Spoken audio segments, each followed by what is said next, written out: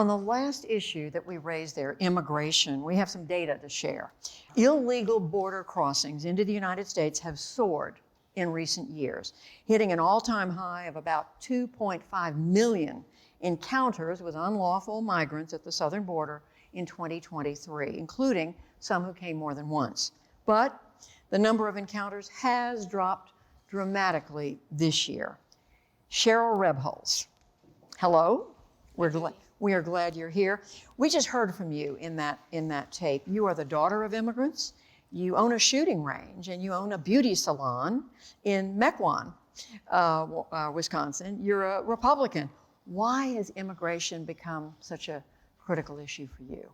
My grandmother, my mother's side, all immigrated from Mexico. My grandmother, when she got here, learned English and assimilated.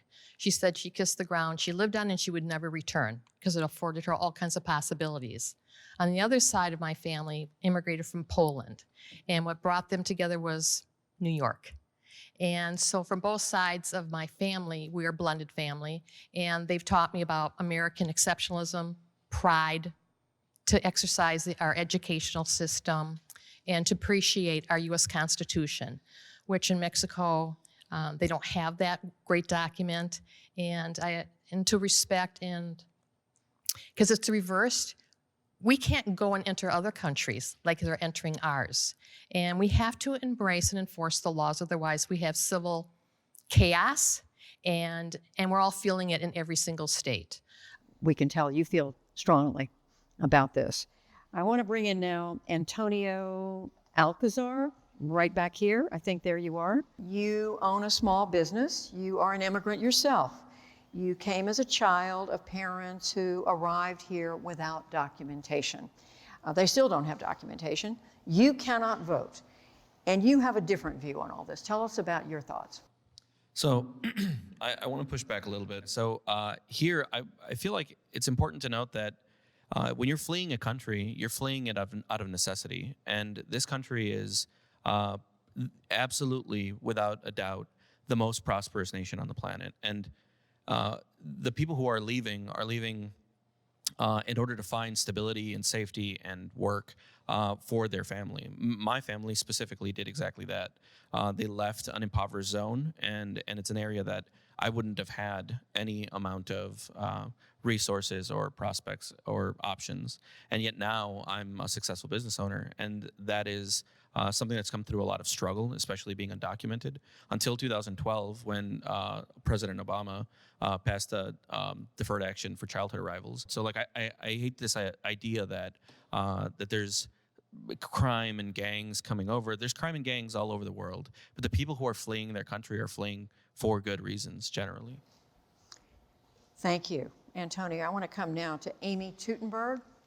Amy, you work as a medical interpreter. You're a Republican. You also have strong views about the border. I believe that those who believe in open borders are using our neighbors from the southern border to bring them here in a situation where they will not be giving any rights or visas. They do not require companies to provide them with visas so that they can use them to lower the wages of workers in this country.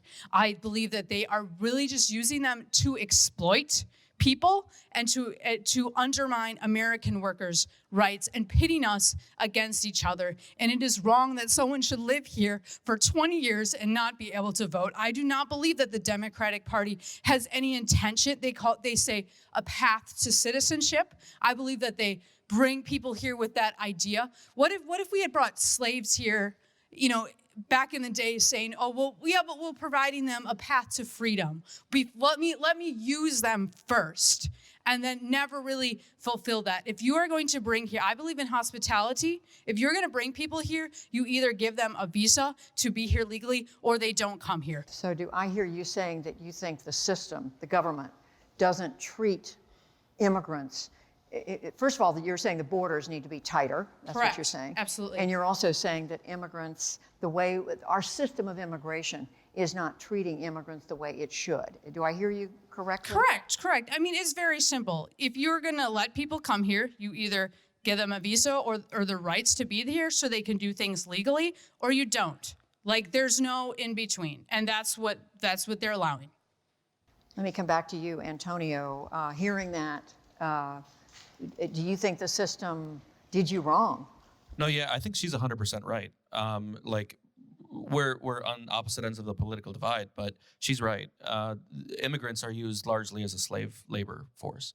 There's an enormous amount of people that work with no rights, no ability to say anything, because if they say something, they could get in trouble. And so they just have to take what they're given, and oftentimes they are abused or oppressed or not paid, and they can't do anything about it. And yet we maintain that system. So I don't believe that immigrants are anything more than a political talking point, and we actually need them in order to do the slave labor of the country.